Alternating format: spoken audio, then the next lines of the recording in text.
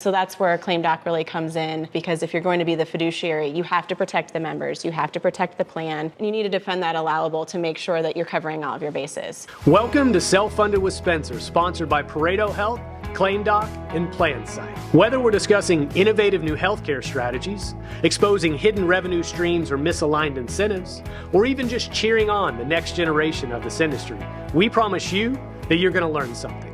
So thank you for joining us for another great conversation about the future of healthcare.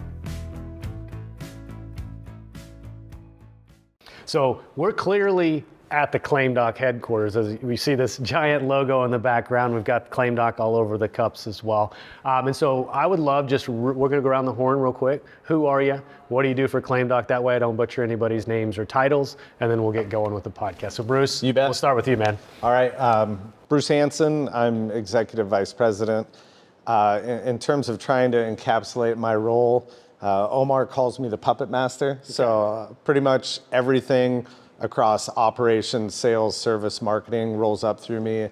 And a lot of it's just about managing resources, understanding the initiatives that Ben, our CEO, wants to push out, and then putting forth the right amount of resources, whether it's capital or people resources. Right on. What about you, Amy? Yeah. Amy Pellegrin, Senior Vice President and Chief Legal Officer. My role is overseeing the program and making sure that all of the legal aspects and the compliance aspects are intact.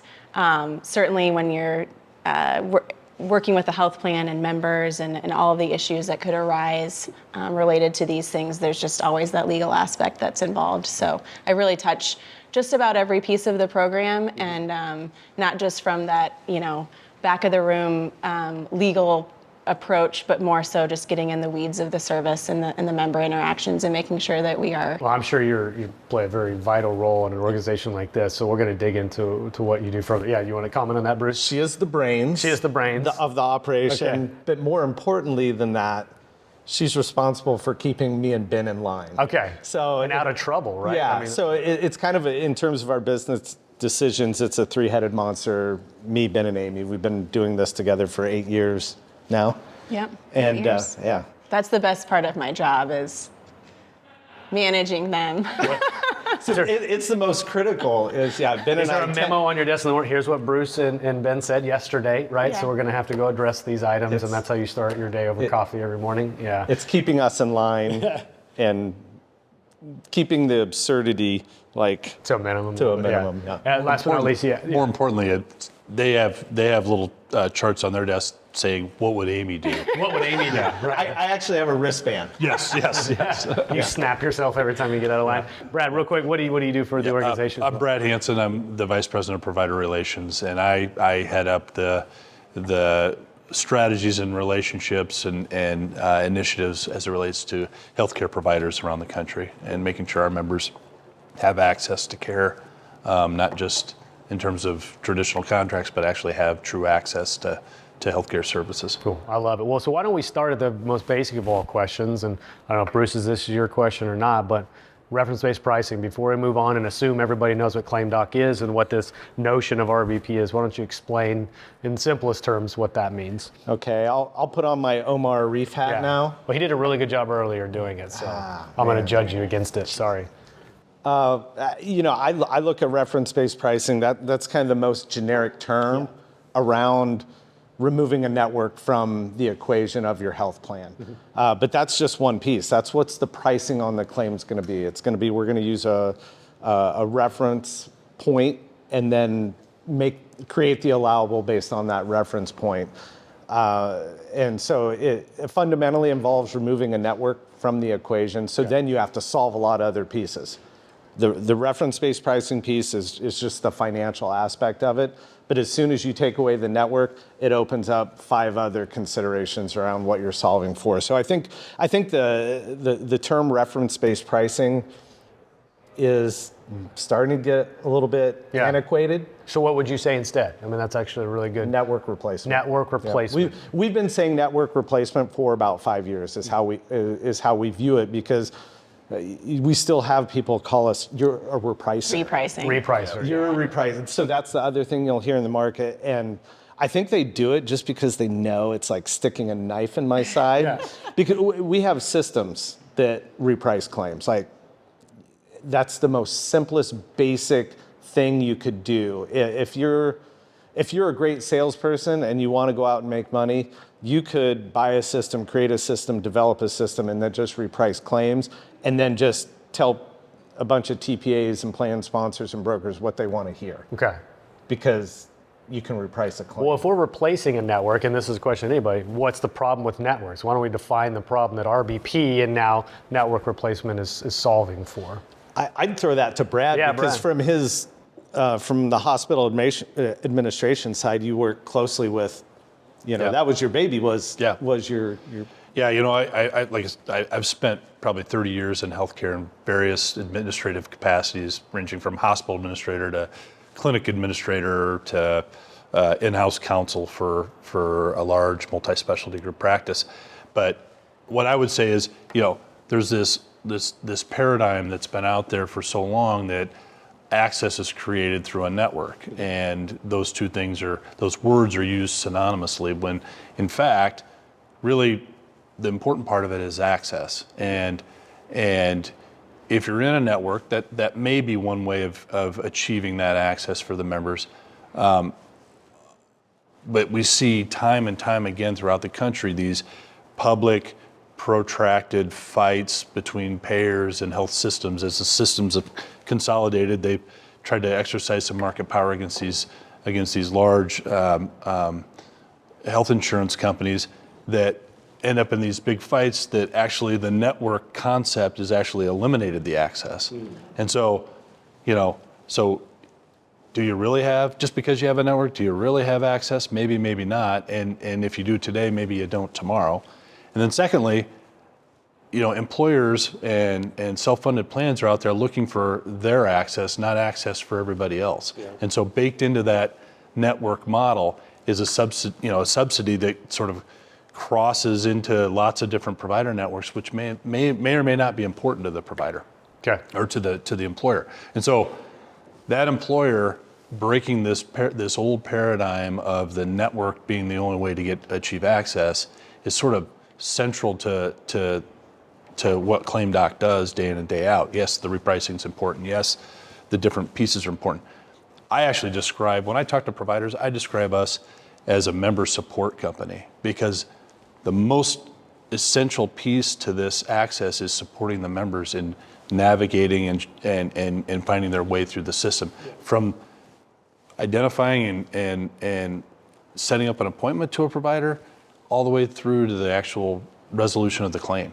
And ClaimDOC, what I tell providers is, we're different than the traditional reference-based pricing model, in that we're there holding the hand of the member day in and day out.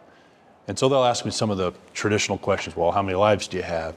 And what types of steerage is there? And I say, this is really sort of different than that. We answer those questions, obviously, but because the networks are originally predicated on, we'll bring you volume, right? Yeah. And so if you give us this volume, we'll give you discounts in return, right? Yeah. I mean, that's the basic premise. Which with my old provider hat on, and I did this back when I negotiated contracts in a previous life, we'd extend the deepest discount to the player that had the largest number of lives. Yeah. Even if those lives weren't necessarily dedicated to coming to our providers. And so what you end up, if you carry that out over time, you end up, the one that gets the deepest discount is the largest, so they get larger, and the smaller players go away. And so now we don't have a competitive insurance payer landscape, and so you end up negotiating with a monopoly. And I always tell the providers, how's that working for you? How's that working for you? Yeah, and I think, I want to go back in y'all's backgrounds first, before we move too far ahead, because we all didn't just come out of college, right, and start working for ClaimDOC. So I did. You did. I thought you were the very gray close. hair. Yeah, yes. Recent graduate. But what I was going to say is, like, with the whole network thing, and I think we're even maybe moving beyond where a network is the norm. Eventually, that's what I see playing out, because yeah, the volumes and the discounts and the build charges and the discounts off build charges and the shell game and all that happens. And depending on which network you have, the amount you pay is different and all this crazy stuff that makes it really confusing.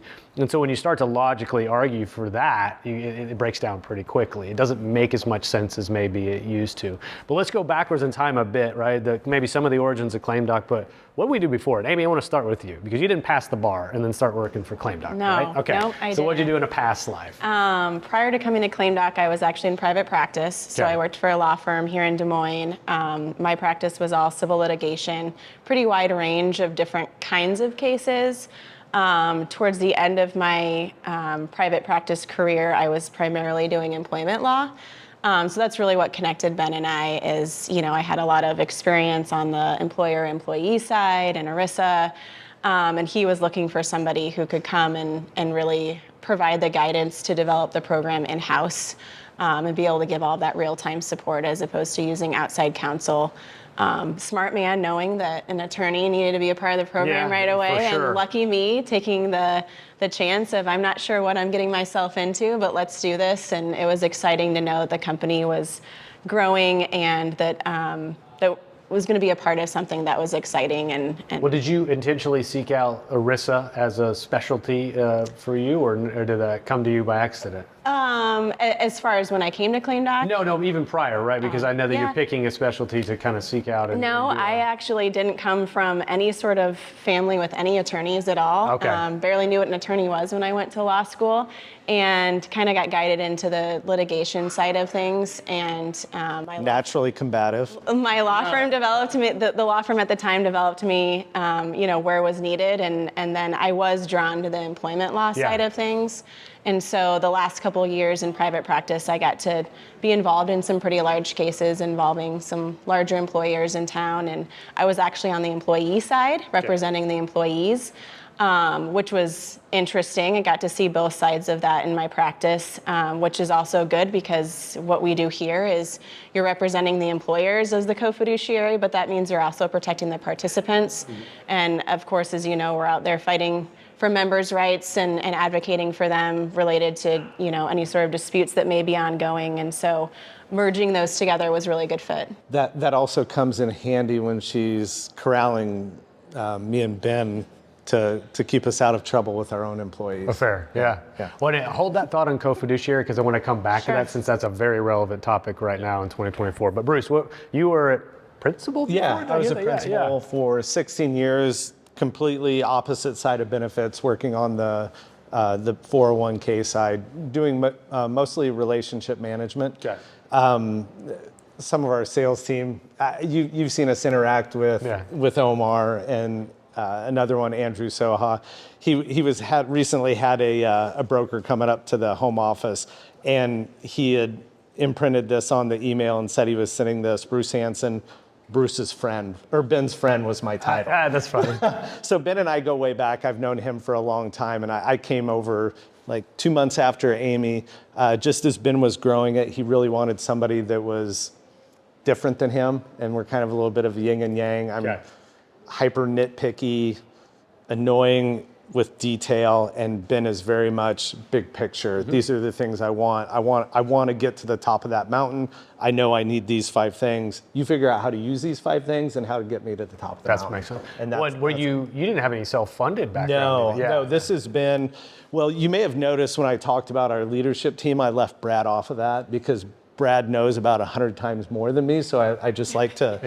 Was that an ego thing? Yeah, Okay, I don't want to include him because he knows way more than me, so that's... 100 times 0 is still 0. Yeah, it's still 0. That's very true. Good. So no, I knew nothing. But you went all the way. You went from like completely out of the space. Let's go all the way to probably some of the most innovative things that is being done in the space. That's all overnight. I knew. Yeah. Like that's all I knew was, so for years, I'd be together with Ben and we'd be golfing with friends, and he'd start telling us about what he did. And it used to be in his stop-loss captives, and he'd say about a sentence. We'd be like, eyes would gloss over, we'd right? be like, no, all right, we're done with this. And then it was, as he gravitated towards reference-based pricing, he'd talk about it a little bit and share with us, but none of us really understood. And then when he moved into the office downtown, he had me come down and explain to me, like, on his whiteboard. I was gonna say, is he a whiteboarder? It's got that coaching background in him. Yeah. He got me on the whiteboard, and it was just fascinating. Yeah. So I knew very little about health insurance other than my own personal experience.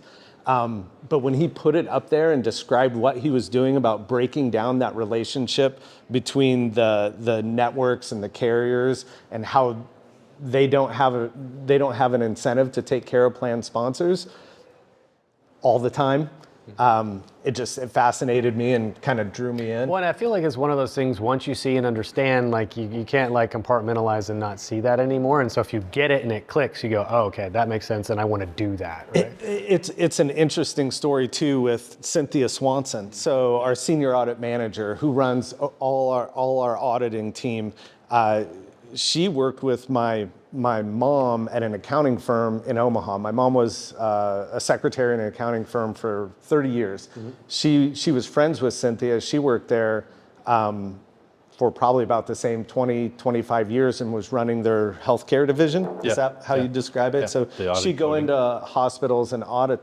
them. And when we were looking for a new auditor on the team, I reached out to her just to see if because she also runs like the coding classes here locally, and she's kind of high up on, is it AAPC? Is that what it's called? Yeah. And so I just reached out to her to see if she knew anybody, and I described to her what we were doing, and so she's like, no, I don't know anybody. I'll keep my ear out. And 6 months later, she called me, or she sent me an email, and she's like, I can't stop thinking about what you guys are doing. Yeah. She's like, I can't. She's like, I don't know anybody. She's like, but I'm interested. I know me. I know me. Yeah, sure. That's kind of how we reeled her in as well. It's just like, we described it to her. She had lunch with... I would say that's like Inception, where you plant the seed in her mind and act like it was her idea and let it grow. In the first place. I watched that movie recently on a plane and it stuck in my head. That's just how I live my life, Spencer. Yeah. Brad, I'll be remiss, before we move on, what did you do prior? I want to hear the transition into ClaimDOC. Aside from being my baseball coach in sixth grade. I was his sixth grade baseball coach back in... Is that true? Is that okay? Wow. We grew up in the same town, same last name, but we're not related. Yeah. And I didn't even. We like to point that last part out to people. And only one of us still has a record in basketball. That's exactly right. Yeah. Yes, good point. It'd be him. It'd be I've spent 30 years. I went right into healthcare after graduate school and worked in a health system in Omaha, Nebraska. And through the course of my career, I've probably made 3 or 4 stops now at that same health system in various capacities. I've also spent 8 years in my 20s and 30s in the Iowa legislature as a state representative. Okay. So I always joke that I did that back when I knew I had all the answers, and so I was happy to share that wisdom with everybody. And now that I realize I don't have all the answers, it's probably best for everybody that I'm no longer in a isn't that the kind of the root of wisdom? Is it actually realizing how much you don't know? Right? Yeah, it just took me longer than most people to get there. Fair. So, but then, what was the approach to ultimately come to ClaimDOC, or was it an ask on one side, or? So similar to the story Bruce just shared with Cynthia, that was really what it was with me. He said, "Hey, we're looking for somebody that understands healthcare, revenue cycles, and contracting. Do you know anybody? Okay. Hey, it was like, hey, I know we haven't talked much in the last 20 years since you made me run those extra sprints." But interestingly, it might have been 40 years ago. Well, I was simple math, right? So, and ironically, with Cynthia, so Bruce described the opportunity to me, and there really hadn't been a lot of reference-based pricing in the Omaha market, so I was a little unfamiliar, and I was doing my research, and I realized that they had hired Cynthia, and I knew Cynthia from my days at Methodist.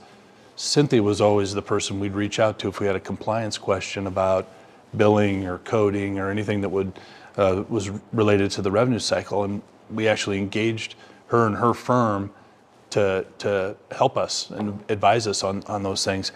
And so, I'd spent lots of years going back and forth with Cynthia and had tons of respect for her and her judgment. So when I saw her as an employee, I very much got like, So I had no something really serious. I had no credibility in my discussions. You go, oh, with him. Bruce is here. Okay, cool. Yeah, that's great. And then he saw Cynthia. Well, he had a lot of credibility, but Cynthia, sort of got me over the top, and so, much like he said with Cynthia, it was something I was very interested in, an opportunity to be on that cutting edge and identifying opportunities for folks. So I've kind of taken this long, circuitous route through healthcare, and I'm also a recovering attorney. So, but it was a great move for me, and I got to tell you, like, we joke, but the energy in this building and the energy among this team and the talent among this team,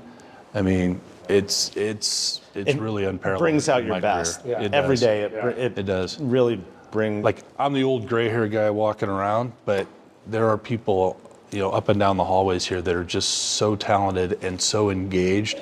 Well, that's what I try to tell some of the young people that work for my company, which is in the benefits captive space, Pareto, that we'll hire some really smart kids right out of college, like really smart. And I'm like, you don't know how lucky you are to start here. Yeah. It took me 15 years of my career to get here. You get to start doing something really cool, and they're probably going to have a perspective that's almost warped because they didn't spend time inside of a carrier, inside of maybe some traditional brokerage houses. They get to start at something that was pretty much on the cutting edge, and it feels like it's the same energy and vibe here as well. Amy, I want to talk. You mentioned co-fiduciary. I really want to touch on that. I think that's a subject that this is what we're shooting in March of 2024. I don't know when this will come out, but this whole idea of the fiduciary with a capital F, and employers are kind of in the crosshairs nowadays. So does ClaimDOC act as a co-fiduciary with the plan sponsor? Is that my understanding correct? Yes. Okay. So the plan sponsor, of course, is the fiduciary, right? They can't delegate that and get out of those responsibilities, but vendors can service alongside a plan sponsor in a fiduciary capacity, and that's what ClaimDOC does.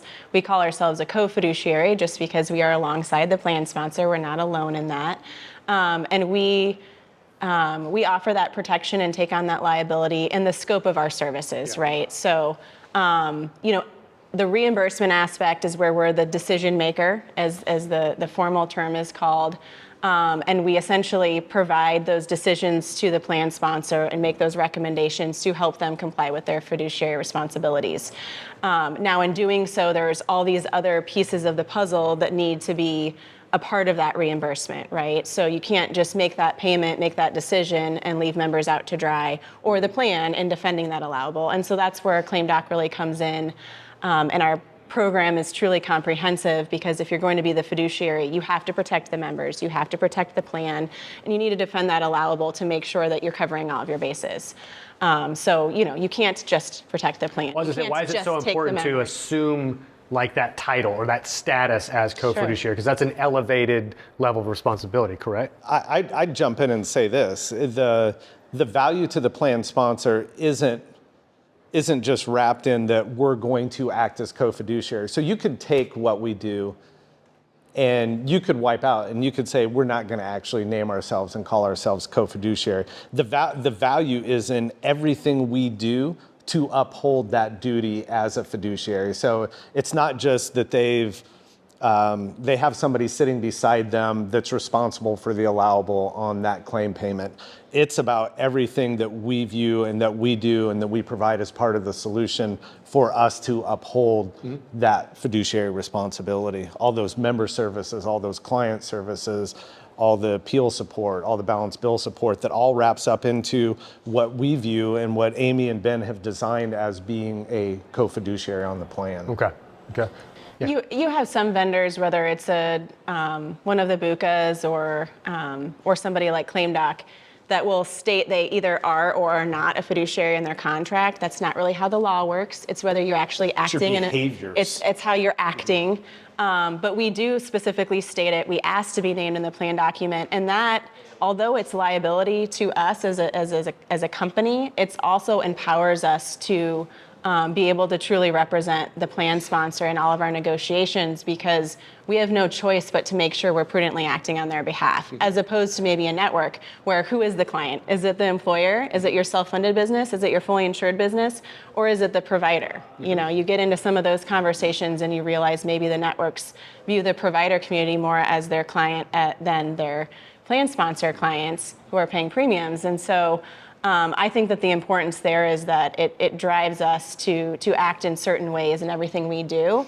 I think we do that without even thinking about it most of the time, because that's just how our program has been designed. It's how we operate. Yeah. It's no longer, well, we have to do this because we're a fiduciary. It's just built into every piece of our program is to do things that are in the best interest of the plan and the members. Pareto Health is the manager of the largest employee benefits group captive in the United States. And it's also now the main sponsor of the Self-Funded with Spencer podcast. I chose to partner with Pareto Health for three main reasons. Number one, their dedication to improving the world of health benefits. Number two, their mission to reduce volatility and to make self-funding simple for mid-sized employers. And number three, the strength and scale of their program. With over 2,300 member groups and more than $1 billion of stop-loss premium under management, Pareto Health is the most robust solution of its kind in the country, period. Stay tuned for more information, because I'm sure I'll be featuring them on an episode of the podcast very soon. Visit Pareto Health at paretohealth.com or follow them on LinkedIn to stay up to date on the latest news and developments. So I want to ask a question is, because you were very clear to say reference-based pricing perhaps is an outdated way to think of it. But I do want to, you've seen the evolution probably of it over time, and now this idea of a, not network replacement, is that what you call it? Yeah, or best way to describe it. But like, what is that, the things that have perhaps started to fall under your purview in terms of services? You have a huge team here that's doing multifaceted things on behalf of the plan sponsors. How has this whole category sort of evolved in your eyes? There's a number of things we've seen. I think if you just captured it in the biggest picture, it's the member service side. Okay. So when I started 8 years ago, everything around the sales pitch related to replacing your network was about driving savings. So as a plan sponsor, driving savings. And that really narrowed the scope of prospects, because now you're looking at really blue collar, tight margin business where their decision is just fundamentally based around those financials and saving money. And as the understanding of it has grown within the brokerage community, and the interest level has grown, that they, not ClaimDOC through marketing, but the broker community and their willingness to understand the product has really spread out the scope of prospects. So it's starting to, go broader out into more technical not just blue collar, but gray collar, white collar. And as that has evolved, and I would say the plan sponsors it's getting marketed to, is driven the entire industry to really step up their game in terms of member services. Okay. Because those plan members expect more. They're used to their Buca plan and what it felt like. They want it to feel like that while they're over here. Right. So, and not to just plug us and plug ClaimDOC, but it goes back to why we've been successful is because Ben had a vision for what he wanted it to be back before it needed to be member-centric, because he had exposure to that side of the house and what members were feeling on it. Right. So from the very beginning, it was take care of the member. Okay. And that's kind of grown and evolved. What you saw, your North Star, if you will, is to take care of the member. Absolutely. He was country before country was cool. Like he was taking care of the member before that was really a fundamental piece of a reference-based pricing program. I will say from the very start, I've heard Ben, one of his go-to training statements to any new employee, and this is not just member advocates, but to any new employee, is if you have a member in the hospital, order them a pizza, order their family a pizza. He says that all the time, but don't pay for it. But that it's so representative of what he was thinking back when reference-based pricing was repricing, because that's what it was, and not to take anything away from some of the pioneers in the industry, but what he said from the very start is the pricing part we can do. We have got to take care of the members. Yeah. We've got to take care of the members. And so that's always been our focus, and that's always been how we have developed all of our processes and improvement. And that's why, we've been doing it it's no longer reactive. It was part of the original design. And it's all related though too, because that initiative and that mission to take care of the member, and then allowing those people doing it to be part of that, to navigate how we accomplish that, to identify the best ways to accomplish it.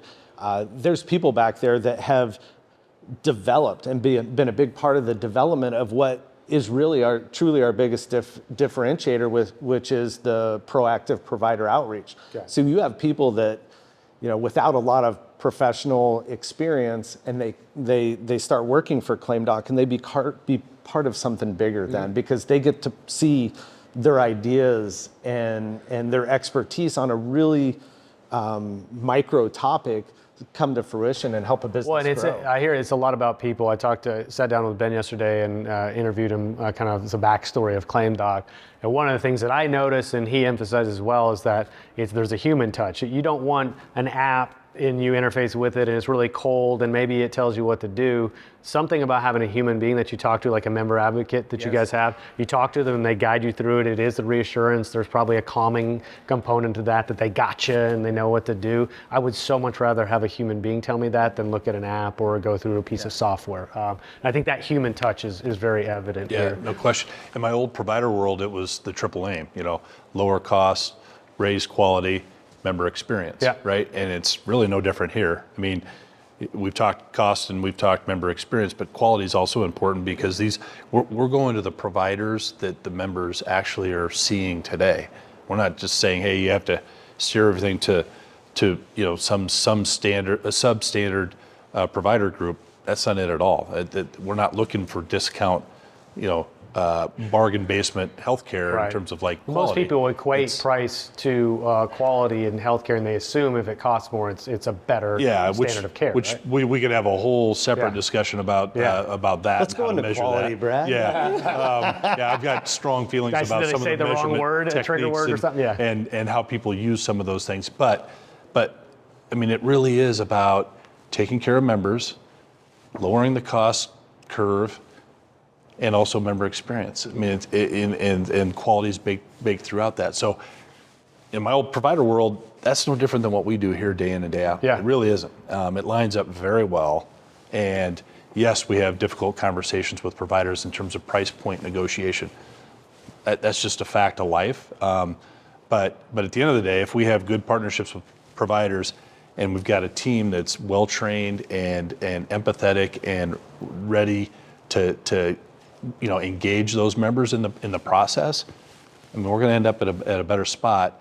And I can't tell you how many times I spend the opening conversation with a provider, sort of dusting off whatever they throw at me when I mention the words RBP and explain how we're different. Well, you read my mind, because I wanted to segue into misconceptions or objections that you probably deal with. And some of those, even people will object to self-funding because they self-funded 15 years ago and that business owner got burned because of bad advice and now they'll never touch self-funding again. I'm sure you guys have some residue that you're having to deal with, whether they had another vendor or the past version of RBP. So why don't we deal with some of those misconceptions now and maybe knock a couple of those down? Just broadly, it's the term "it doesn't work." Yeah. You still hear that, and there's situations it's challenging. Yeah. But it depends on your why. So if I'm a plan sponsor, why do I want to engage in a network replacement program? If you know your why at the outset, then you take on those hurdles as they come. And some clients have a smoother experience than others. Sure. Yeah. So I'm probably one of my, and Omar calls me a hater, but one of my biggest annoyances is just this idea that it's right for everyone. It's not right for everyone. Yeah. And that's why the relationship between our sales team and the brokers that they take care of is so important, because we don't want them to engage a client that it's not right for. Mm-hmm. And you don't have to get all the business. You don't have to go out there as a company we don't feel compelled to go sell our product to somebody that it's not right for. Yeah. And so that comes down to the relationship between our sales team and their brokers and helping them identify fit, because it's not good for anyone if a plan sponsor engages in this program if it's not right for them, because there will be challenges. There's going to be member access issues. There will be balance bills. I don't care what program you put around it. A plan member is going to get a balance bill at some point. And our program's built around knowing those things will happen and having solutions for them. Now, from the plan sponsor perspective, if you expect it just to be a smooth ride, you're going to be disappointed. But if you have a why in there and you understand why, when we get to that hurdle, that I'm going to let the experts take care of that. They've seen it before, they've done it before. Let's give them some time to work around those problems and solve those problems. Then, big picture wise, you get What's the benefit that line? If your why is big enough, you can endure any how. So it's like how to get there, right? If the why is big enough, that'll help you get through that. Write stuff. that down. Write that down. It's not my quote. I wish it was.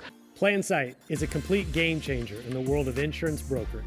As a broker, you know how time-consuming and error-prone the traditional RFP process can be. But what if I told you there's a better way? PlanSight is the only end-to-end RFP solution on the market made specifically for benefits agencies. It's like having a superpower that gets you an average of 8 to 10 hours back per employer renewal per year. And the best part? PlanSight supports all carriers, all funding types, and all group sizes for over 20 different benefits. If you're ready to make your RFP process faster, more efficient, and more profitable, it's time to call PlanSight. Visit plansight.com now to book a free demo and discover the future of insurance renewals. I do want to, you mentioned balance bills, which is I think that's the immediate first objection to anybody that's ever heard of RBP before. My members are going to get balance billed. They're going to be stuck with these huge bills. They're going to go bankrupt. I'm so scared of that. I don't want to listen to you after that. So balance bills, how are we handling those types of situations? And I agree with you. I think that that's usually one of the number one questions that we get asked and that we talk about. I think that the evolving, I will answer your question. The evolving question I think we're hearing more and more these days is access. Okay. Will we be able to see our provider? From a balance bill perspective, you hear all those great horror stories in the news. How many of those were reference-based pricing plans? None of them. Oh, really? Yeah, I mean, they're not. You Google. The No Surprises Act wasn't because of reference-based pricing plans. Okay. And when you look at that huge the huge legislation, that's due to the impact of members participating in a network that were getting these bills that they were responsible for. But everybody still equates, these horrendous balance bill scenarios with reference-based pricing. I'm probably guilty of that myself. That legislation exists because of what has happened in this industry with members participating in network plans. Right. Yeah, So absolutely. So we, as far as what we do, of course. Write that one down. I got it.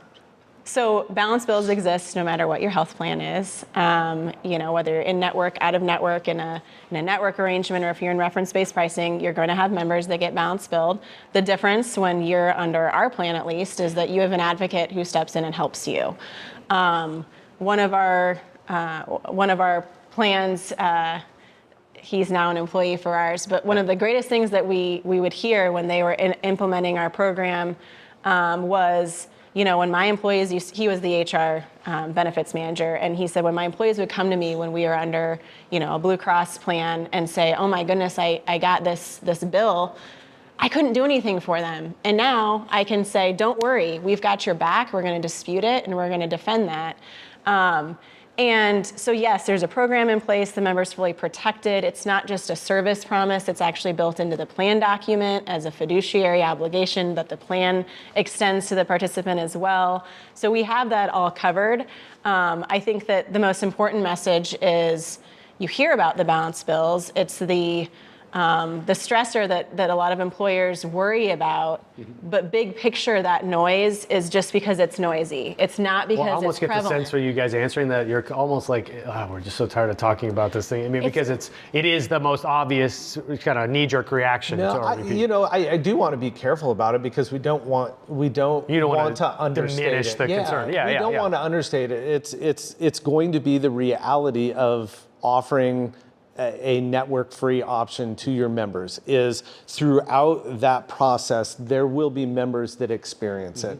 And part of it is just putting it in perspective relative to how we've experienced brokers that weren't a fan of network replacement position balance bills. So I think that's kind of the That was their defense mechanism of not wanting to do it. yeah. or- I mean, so Or scaring their clients. scaring them away from it, yeah. I would describe it as this: the breadcrumbs to know is how we used to see a lot of the broker community work. So. It would be maybe a plan sponsor that would hear about us, or they'd talk to somebody, and they'd go to their broker and be like, I'm interested in reference-based pricing. And then so we'd start the discussions, or the discussions would be engaged, and the broker would essentially just lay out the breadcrumbs to know. Spencer, you could do reference-based pricing now. Your employees aren't going to be happy. Yeah, I mean, but you can do it. Yeah. You'll save a lot of money. Spencer, you can save a lot of money with reference-based pricing. You'll be able to save a lot of money, but your people won't get to go where they want to see their doctor. Yeah. So, I mean, you can do it. Yeah. So if you're a plan sponsor and that's your broker talking to, I mean, those are the breadcrumbs to know. And now that's evolved, and I think there's so many really strong brokers out there that understand the dynamics of reference-based pricing. Those that haven't educated themselves on it are kind of getting left behind by the really sharp ones that know the game. So we're not seeing as many breadcrumbs to know now, or to the know, as we engage in client situations or prospect situations. But that's still kind of our perspective. Is like when we start talking about balanced bills, our immediate reaction is from that. It's not as bad. Some people make it out to be. It is the reality. You can't diminish it. It's going to exist, and the thing is, you better have a plan to address it. Yeah. Don't pretend like they're not going to happen. Have a plan to take care What of I it. always look at is like risk doesn't leave, it just changes hands. You're still managing risk at the end of the day. Same with us. So like, it's not a panacea. Nothing is ever gonna. Yeah, write that one down too. But I want to go to you, because I think the last objection, I think it's probably your one to answer, is the provider side. Is that, oh, it's adversarial and they're forcing me to take prices that I can't make money on, and so I've never do that as a provider. So We're gonna talk go to out of me about that. business. Yeah, we're gonna go out of business. I can't sustain a business on these prices, right? There's no question, and this is real. The balance bill piece is baked into that. It's all the continuum of the relationship of a provider to the plan, right? Everything from the sort of traditional global contract out to somebody that doesn't have a contract and they're perfectly willing to accept the standard payment. If the provider is going to fight us, like I said, we have difficult conversations with providers on pricing at times. But where we try to enter as soon as we're in a market into that conversation with a provider, reach out to them proactively, offer the opportunity to develop a contract if that makes sense. Providers, for a lot of reasons, again, that's probably a whole another subject of a podcast. Providers, for several reasons, may not want to have a contract in place globally, but they might do different ad hoc agreements or different ad hoc arrangements. But yes, the providers, we sort of start with this old RBP, reference-based pricing assumption that we don't want to enter into any sort of agreement, which is just not the case. Yeah. And sometimes the balance bill is actually the impetus for them to actually call us back. We'll call them, we won't get a call back until after the care. Now that's the impetus for having a conversation with them about pricing and about how we go forward. And we're more than happy to use that impetus as the connection for us to have an agreement. So I actually look at balance bills maybe a little differently. To me, that's an opportunity to engage the provider at a more proactive level. But there's also underlying that there's a lot of things we have to do from a member service standpoint to help manage expectations, to guide them through the process, make sure they understand. Here's what don't panic. Here's what we do. Yeah. Here's how we're going to engage. And those conversations with the providers don't have to be negative. One They has don't have to be the nasty. approach taken the other side, and it's more a proactive outreach than it's so much reactive, so it doesn't become adversarial after the fact, after a claim already happened. Is that kind of y'all's mentality, is to go to them instead of the other way around? That's where I start. Yeah. I start with, hey, there's an opportunity for us to work together here. Yeah. I'm not going to be, I don't want to be adversarial. Yes, we're going to have a price point negotiation, which that's inherently, Of course. but I have a philosophy, and Ben, Bruce, and Amy have all said, yes, that's the right philosophy, that for our members, the good of our members, a good long-term relationship with the provider is what we want. Yeah. We don't want scorched earth, win a battle, lose a war sort of relationships with providers, because that's not going to serve the members long-term. And so there are times when, yes, the plan is always our client as the co-fiduciary. There are times when I have to turn into provider advocate internally to say, hey, wait a minute, we negotiated an agreement, and this is how this claim should get paid, irrespective of the little nits that may have been true. What used to burn me when I was on the provider side is the large BUCA plans that would have a network, have a contract, then the claim would come in and they'd throw up a few questions that were totally irrelevant or unrelated to the circumstances with the patient, and then they deny payment altogether because of timely filing or some really small administrative issue with the claim, and that wasn't good for the relationship. Absolutely. I mean, and that showed up later on in the renegotiation of that agreement, and sometimes gets to the point of not having an agreement at all because they just don't pay the claims according to the contract. Bruce, I felt like you wanted to add to that. Yeah, I think that almost encapsulates our entire operation. It's not a factory. So every client is a real company to us. Every member is a real person to our people. And so as we're navigating the hurdles that exist within our solution, it's a collaborative effort. So a member advocate's working on a case and they're having a problem. It's not just, okay, this is the process that it follows and move along. It's, no, this person really needs to see this doctor. And I get that this doctor isn't participating in it right now, but we need to find another way. And then it's taking it to provider relations. And maybe then they go talk to Austin in provider relations, and Austin looks at it, and then Austin takes it up to Brad and talks to Brad about how do we solve this problem? Because there's a general playbook that we can't let the health systems, the hospitals, the providers dictate pricing and dictate these relationships to plan sponsors. But there's a middle ground in there where you can typically find a path. And sometimes there are those health systems that are a hard no for whatever, I would describe it, a political reason, a relationship with a network or carrier where they're going to be a hard no. And that's fine. But as a member, you need to understand that they're making that decision that they don't want to operate in what we would consider a fair and reasonable way for that plan sponsor. Right. Well, so there's three places I want to go to kind of get us towards the end. We'll start with the kind of the future, where we're going with ClaimDOC. I do want to define fit. So like as we talk about the employer persona, who you want to go after, so that we can clearly delineate who's a good fit and who's not. And then last win with like your closing thoughts. But what the future of this, right? We're in 2024. The business has been in force for what, almost 10 years, 9 years? 10 years. 10 years. Okay. Over 10 years. Over 10 years. Okay. Yeah. So the 11th. We're in the 11th year. We're in the 11th year now. Second decade. Second decade, and I got the tour yesterday. You work in decades these days. Yeah, I do. Look at me. Decades are important to me with the gray hair. Yeah. So. And Ben gave me the tour and told me about growth and where we think we're going to be from a headcount perspective.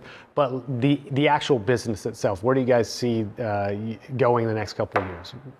It's probably going to be really fun to look in the future. Right? That's a tough one. Yeah, I think the direction the business is headed is based on our sales team.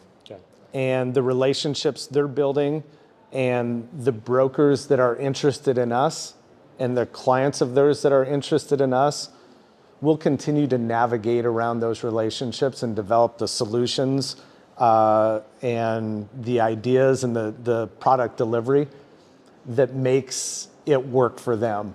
So not just our existing clients that are used to our program and how it works and our service delivery on that side, obviously they're our number one, is we're really in tune and centered around taking care of the people we love and the people that have been with us. But the evolution gets dictated by the market. Where that's going is probably, we've been a little bit resistant.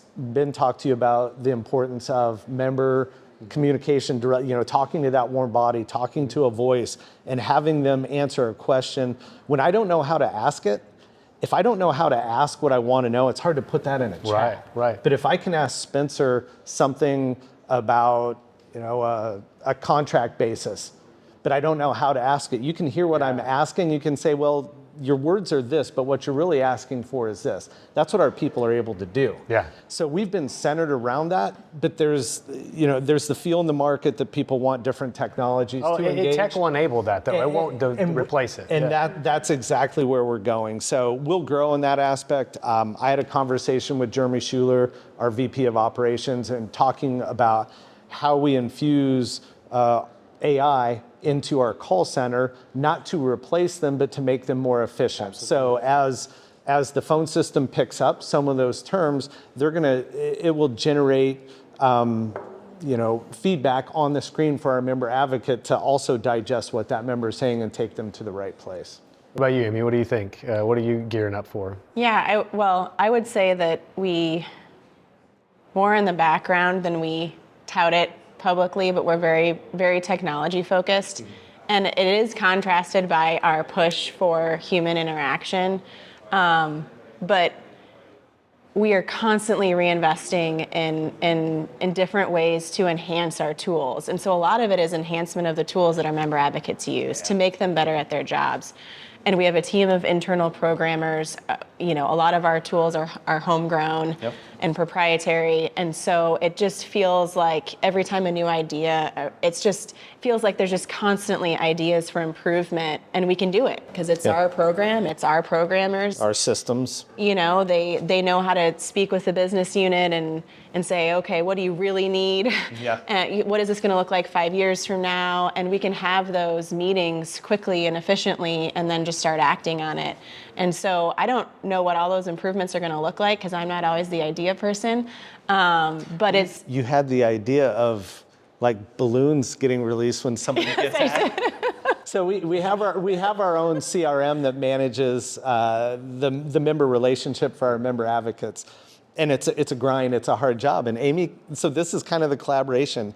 Amy, you know how when I don't know if that was my idea. It was. You send somebody like a message that says congrats and then the balloons release. When somebody moves a nomination request to completed with access, then they get balloons going off on their screen. It's a little pat on the back. Yeah. Yeah. Sometimes it is a little thing. So creative. Well, I want you, Brad, if you'll weigh in the future, and then I will ask one of y'all just to find that very clear, concise customer persona. But I want you to mention future kind of, let's say along the same lines. It's as long as the healthcare inflation's outpacing other inflation and the curve is on the line it's been on for the last, how many years, there's always going to be a need to look at new ways to help manage cost.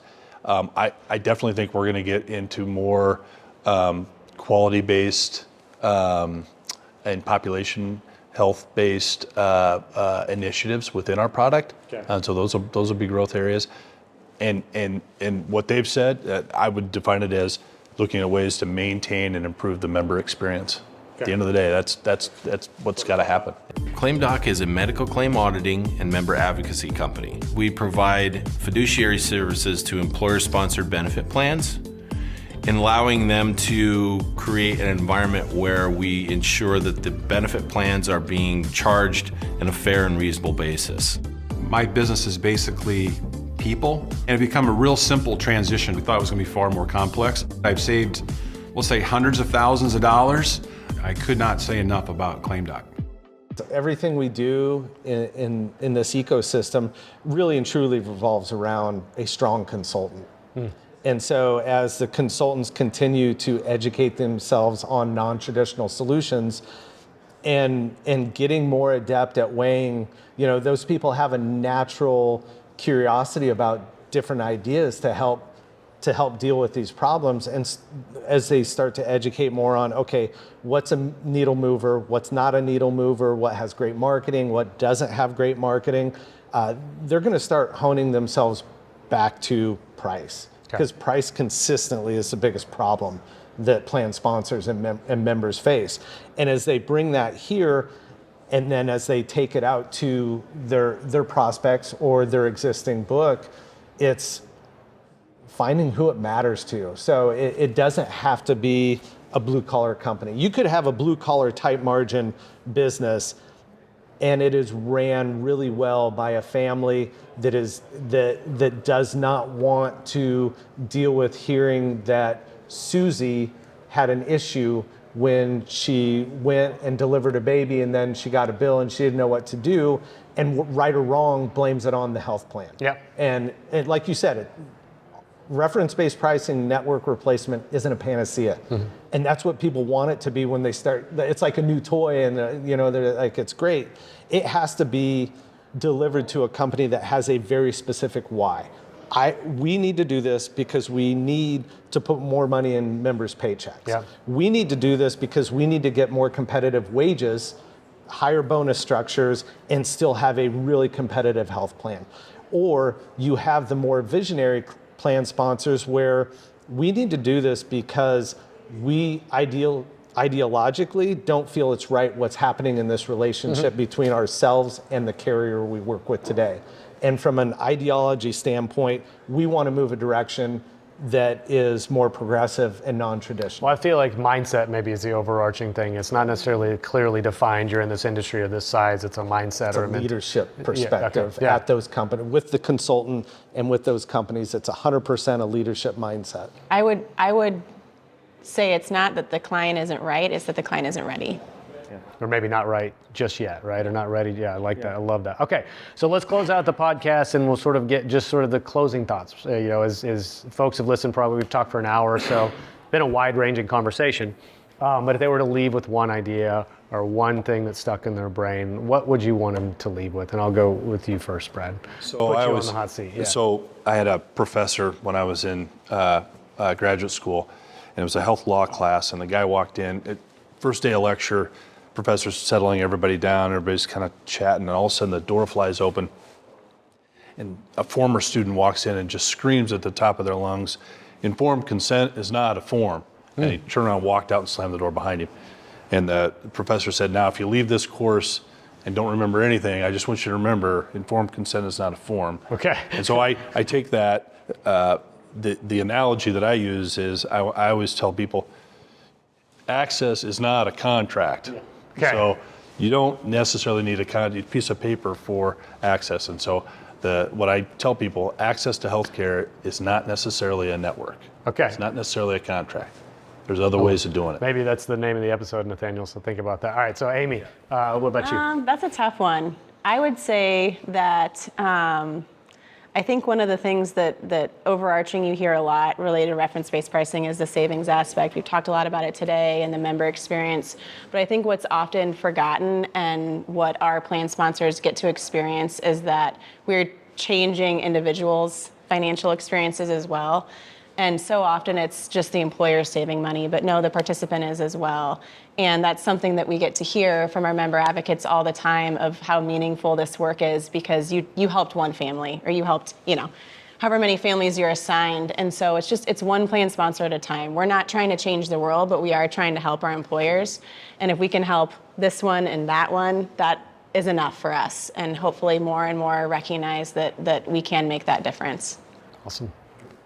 Last but not least, man. I think the big thing for me is, and it's a fundamental of this company, and it doesn't have to apply to, whether it's a network replacement vendor or RBP vendor, it's work with people that have proper motivations and work with companies that have a level of engagement and pride in their work. And I think what I'm so prideful about this whole place, and I think you probably pick up on that, we love our building, we love our people, and just the excitement to work around, whether it's entry-level people that love the company they work for, and work around people that understand the mission they have.